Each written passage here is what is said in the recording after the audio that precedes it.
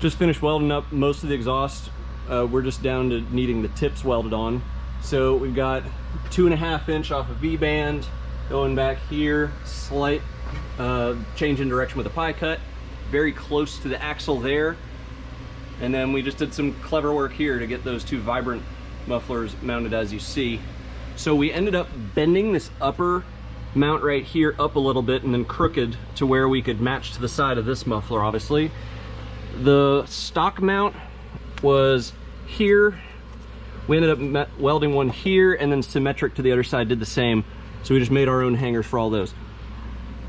We're going to be doing the tips that the customer provided. He provided us these double wall. They are a 2.5 to, I believe this is a 4 inch. It's pretty sizable. It'll fit very nicely. And we just need to do some pie cuts and make this fit here. But those will fill up all the space and they'll look really nice. Found a piece of pipe.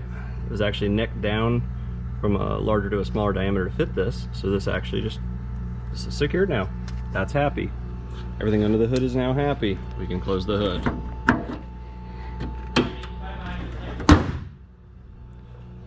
And we finished welding up the exhaust.